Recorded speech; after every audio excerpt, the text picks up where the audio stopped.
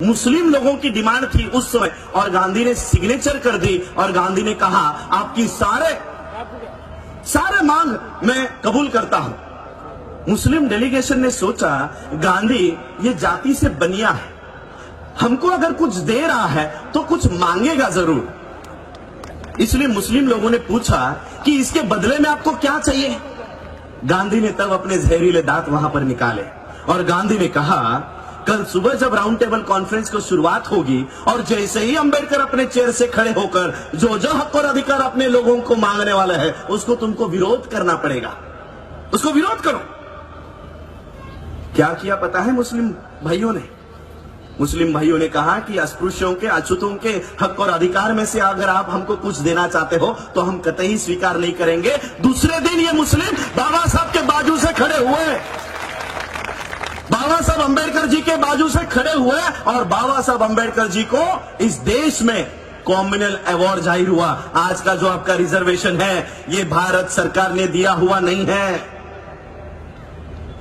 आज आपकी जो पॉलिटिकल रिजर्वेशन है ये भारत सरकार ने दिया हुआ नहीं है।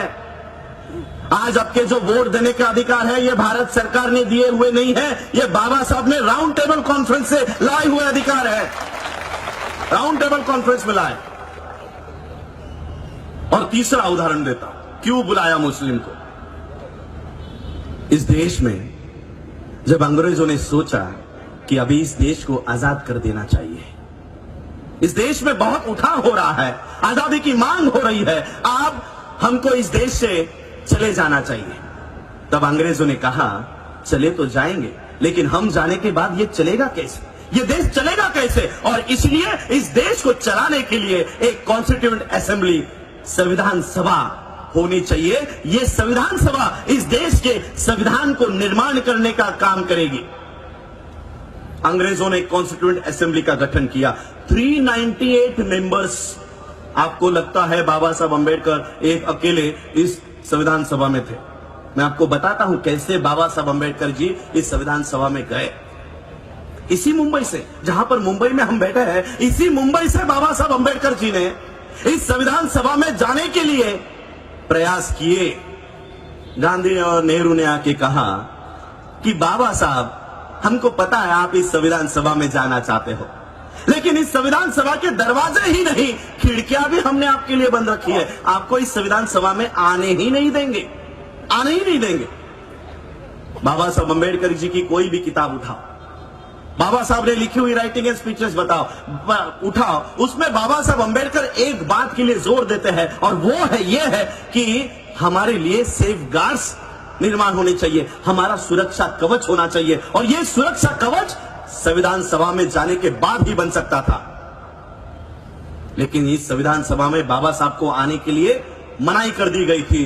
तब बाबा साहब की ये बेचैनी जोगेंद्र नाथ मंडल इन्होंने देखी। जोगेंद्र नाथ मंडल इन्होंने देखा कि बाबा साहब इस संविधान सभा में आना चाहते हैं, लेकिन ये लोग बाबा साहब को संविधान सभा में आने नहीं दे रहे। बाबा साहब अंबेडकर जी मुंबई के, महाराष्ट्र के, उनको पश्चिम बंगाल में लेकर जाया गया और पश्चिम बंगाल से इस देश के मुसलमानों ने बाबा साहब को संविधान सभा में भेजा।